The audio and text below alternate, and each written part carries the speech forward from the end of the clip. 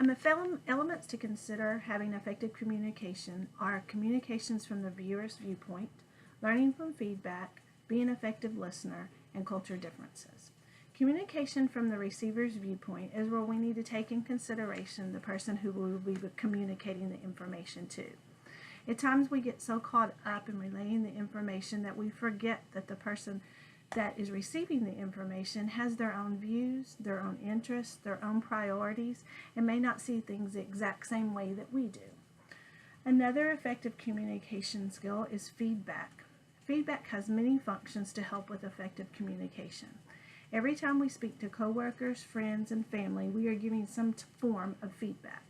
Feedback provides motivation to the coworkers. It gives them a feel of value and appreciation of being asked on how well or how something didn't go well.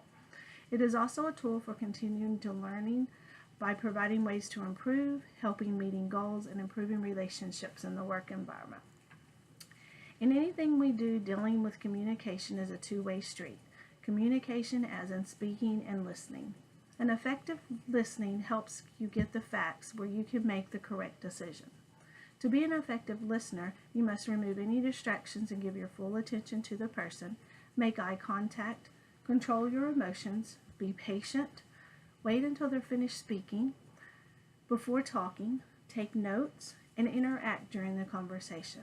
Once the conversation is completed, one very important thing to do is mirror back the conversation to make sure you understood correctly and you're seeing it from your speaker's viewpoints.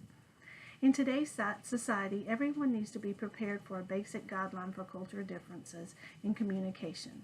One must keep in mind every culture has their own meanings to words, whether they're oral, written, and body language.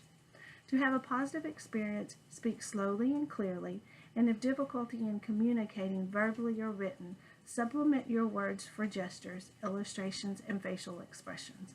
In this case, the simpler, the better. Barriers in communication are information overload, misunderstanding, word choices, and culture differences, to name a few. Today's world, with all the technology on ways to communicate, very seldom is there a moment where at some point anyone does not feel overloaded. Days at the office seem like a world one with meetings, emails, phone conversations. You cannot escape everyone either wanting something or needing to reply to information.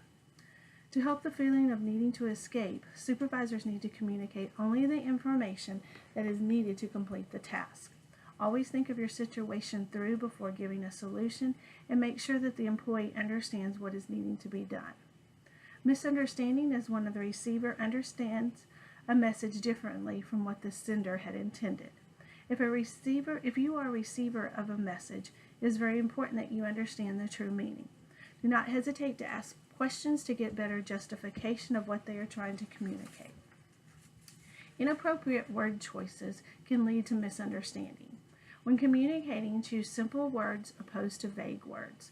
Words that are technical or unfamiliar to the receiver should be avoided.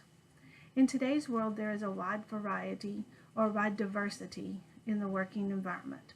With the advancement of technology, it is very common to deal with customers from all around the world. Culture differences can prevent internal and external customers from being comfortable or building relationships.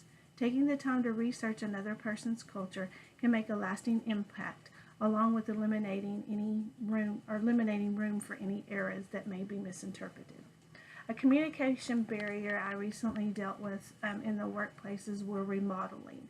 And the contractors that were doing the remodeling spoke very little English. So I was able to overcome this barrier by using nonverbal gestures to help with the communication issues.